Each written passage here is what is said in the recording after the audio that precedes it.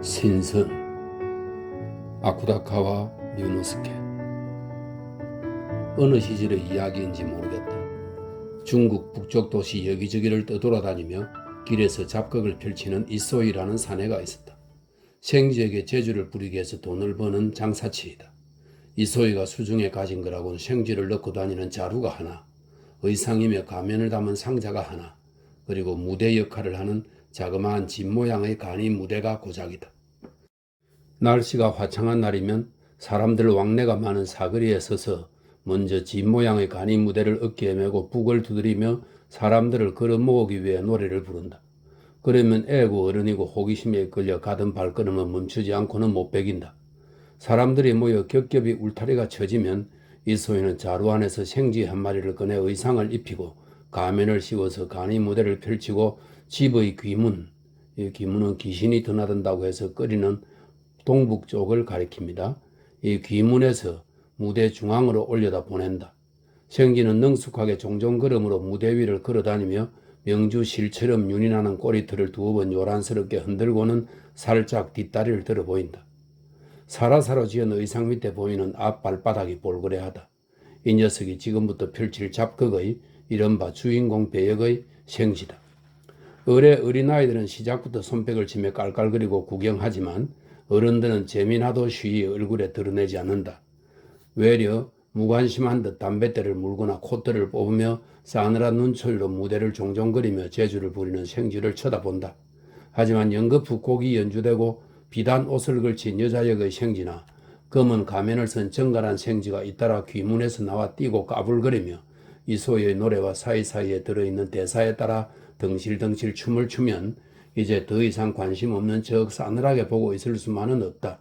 차츰차츰 구경꾼 무리 속에서 을시구 같은 추임새가 들려온다. 이소희도 신명이 나서 빠른 장단으로 북을 치고 생쥐들은 능수능란하게 재주 부린다. 그리고 침흑 강명 비청 총안, 내현 몽고 안한 공추. 뜻은 검은 강물은 깊은데 총명한 그녀 푸른 무덤이 한스럽네. 그 강 꿈중 고독한 기러기 날고 한 황실궁에는 가을이 찾아왔네. 라고 제목 정명, 즉 잡것 끝머리에서 장식하는 노래입니다.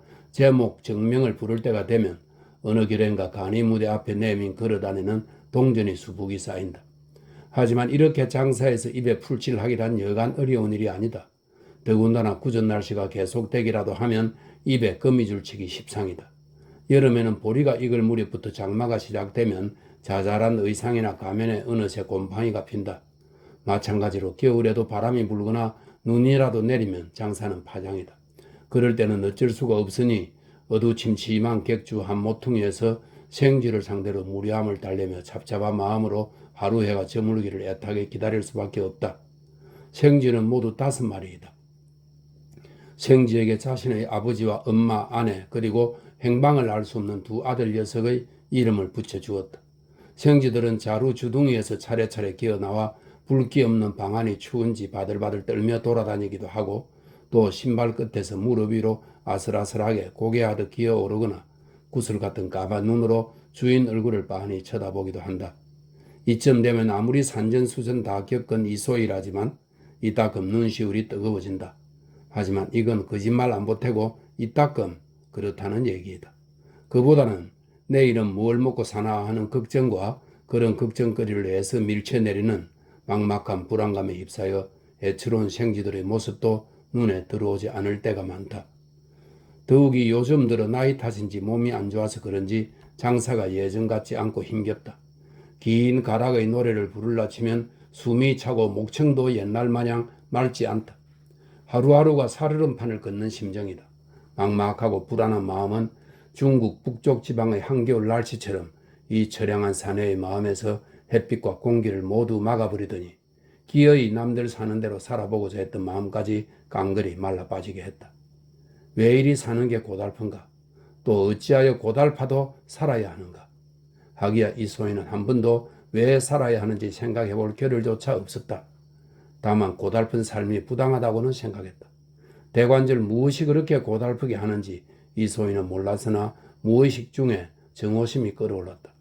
어쩌면 이소희에게 내재된 까닭 모를 반항심은 이 무의식 중에 나온 정오심 탓일지도 모른다. 하지만 말은 이렇게 할지언정 이소희는 여느 동양인이 그러하듯 운명 앞에서 고분고분 순종하는 편이었다. 온종일 눈보라가 치던 어느 날이었다. 이소희는 허름한 객주에서 주딘 배를 쥐며 생쥐 5마리에게 이렇게 내까렸다. 참아라. 나도 배고프고 춥지만 참고 있단다. 어차피 사는 건 고통의 연속이지. 너희보다 사람인 내가 얼마나 괴로운지 아냐? 눈구름이 잔뜩 낀 하늘이 어느덧 진눈깨비 섞인 비를 흩뿌려 비좁은 길이 그야말로 정강이가 훅 빠질 정도로 질퍽질퍽 진창이 된 어느 추운 날의 오후였다. 이소희는 장사를 마치고 여느 때처럼 자루를 어깨에 걸치고 우산이 없이 비를 홀딱 맞으며 처량하게 변두리의 인적이 드문 길을 걷고 있었다. 그때 길가에 자그마한 사당이 눈에 들어왔다. 때마침 빗줄기가 굵어지더니 마구 퍼붓기 시작했다. 어깨를 움츠리고 건너라니 코끝에서 물방울이 떨어지고 소매뿌리에 물이 들어갔다. 어찌할 바를 모르고 있다가 사당 처마 밑으로 뛰어 들어갔다. 얼굴에 묻은 빗방울을 대충 털어내고 젖은 소매를 꼭 잤다. 겨우 정신을 차리고 위를 올려다보니 현판에 산신묘라고 쓰여 있었다. 사당 입구에 놓인 돌계단을 2계단 올라가자 문이 열려 있었다. 겉보기와 달리 사당 안은 손바닥만 했다. 정면에는 금갑 산신의 불상 하나가 거미줄에 갇혀 우두커니 해질녘을 기다리고 있다. 그 불상 오른쪽에는 재판관 불상이 하나 있는데 누가 장난을 쳤는지 목이 없다. 왼쪽에 있는 초록색 얼굴에 붉은색 머리를 한 험상궂게 생긴 작은 도깨비 불상 하나는 딱하게도 코가 떨어져 나갔다. 또 먼지가 수북이 쌓인 마룻바닥에는 켜켜이 지전, 이것은 무당이 신에게 빌 때 쓰는 긴 종이를 둥글둥글하게 잇대어 돈 모양으로 만든 물건입니다. 지전 같은 것이 쌓여있다. 그나마 어두침침한 사당 안에 금종이와 은종이가 희미하게 반짝이고 있어 지전임을 금방 알아볼 수 있었다.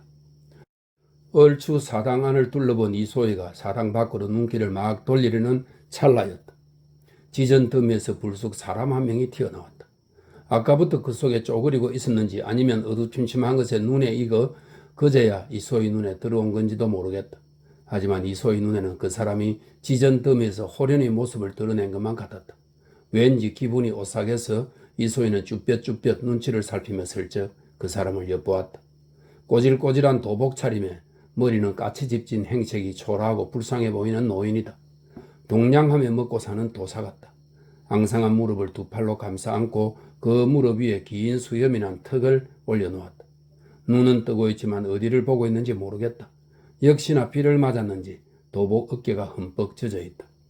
영락없이 물에 빠진 생쥐꼴을 한 노인의 모습이 애처롭기도 하고 또 이럴 때는 나이 어린 사람이 먼저 말을 붙이는 것이 예의라고 배운지라 이소희는 이 노인에게 뭐라도 말을 걸어야겠다고 마음먹었다. 어쩌면 처음에 오싹했던 기분을 떨치고 싶은 마음이 더해졌는지 모른다. 그래서 이소희가 입을 열었다. 참 날씨가 얄궂네요. 그래요. 노인은 무릎 위에서 턱을 떼고 새의 뿌리처럼 구부러진 매부리 코를 2-3번 크게 벌렁거리며 미간을 찌푸리고 처음으로 이소희를 쳐다보았다. 저 같은 장사치에게 비는 정말 달갑지 않은 손님입니다. 장사하는 분이구려. 생쥐에게 재주를 부리게 하죠. 그거 참 신기하네요. 이렇게 2 사람은 서로 말을 주거니 받거니 하게 되었다. 그러다가 노인도 지전 속에서 나와 이소희와 함께 입구에 놓인 돌계단에 자리를 잡고 앉았다. 이제야 얼굴 생김새가 또렷이 보인다. 좀 전에 봤을 때보다 훨씬 몰골이 초라하다. 그래도 이소희는 좋은 말벗을 만난 셈 치고 자루와 상자를 돌계단 위에 올려놓고서 나이에 개의치 않고 어물쩍 말을 놓으며 이야기꽃을 피웠다. 도사는 말수가 적었고 시원시원하게 대답도 하지 않았다. 그렇군, 그렇지 하고 말할 때마다 이빨 없는 입이 공기를 씹는 듯 우물거린다. 지저분하고 누런 수염뿌리도 입이 벌어질 때마다 위아래로 움직인다. 초라하기 그지없는 행색이다. 이소희는 이 늙은 도사에 비하면 모든 점에서 자신의 생활이 더 나은 듯 했다. 물론 이런 사실이 달갑지 않을 이유는 없다. 간신히 입에 풀칠이라도 하는 자신이 왠지 노인에게 송구스러웠다. 이래저래 미안한 마음이 교차하면서 이소희는 애둘러 하루하루가 고역이라는 둥 자신의 고달픈 삶을 부풀려 이야기했다. 참으로 울고 싶을 만큼 힘들어요. 아무것도 먹지 못하고 하루를 보낸 적도 숱하죠. 얼마 전에도 곰곰이 생각했어요. 나는 생쥐에게 재주를 부리게 해서 밥을 먹고 살지만 어쩌면 생쥐가 나에게 이런 장사를 시켜서 먹고 사는 게 아닐까 하고요. 사실 그럴지도 몰라요. 이소희는 울적한 마음에 이런 말까지 했다. 하지만 말수가 적은 도사는 여전히 반응이 없다. 이소희가 느끼기에 아까보다도 한층 심해진 것 같다. 내가 너무 주절거려서 기분이 상했나? 아, 괜히 말했네. 그냥 입 다물고 있을걸. 이소희는 마음속으로 자신을 나무랐다. 그리고 곁눈질로 노인의 모습을 힐끗 보았다. 도사는 이소희 반대쪽으로 얼굴을 돌리고 사당 바깥에 비를 맞고 있는 오래된 벚나무를 바라보며 한 손으로는 연신 머리를 걸적이고 있다. 얼굴은 보이지 않지만 아무래도 이소희의 마음을 꿰뚫어 보고 상대하지 않으려는 심상 같다. 좀 기분이 상하기도 했지만 그보다도 도사가 측은해서 일부러 한 말인데 말짱 헛일이 된 것 같아 그것이 더욱 속상했다. 그래서 올가을 메뚜기 재앙으로 화제를 돌렸다. 이 지방에서 이번 참혹한 피해부터 농사꾼들 생활이 공공하다는 이야기까지 노인의 궁핍한 모습을 정당화해 주려고 애썼다.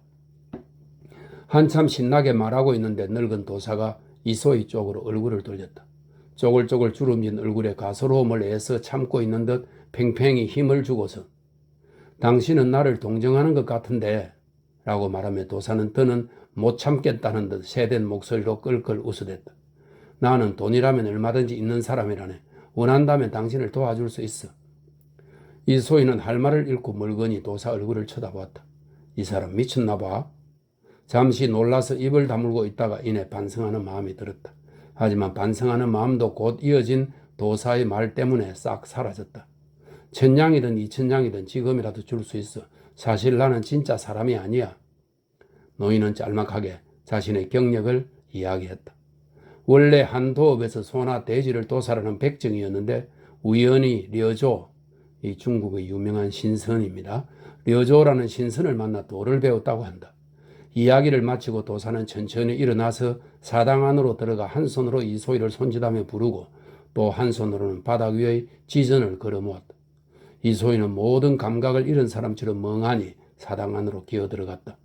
쥐똥과 먼지가 섞인 지저분한 바닥 위에 양손을 얹고 엎드린 채 목만 살짝 들어 도사 얼굴을 올려다 보았다.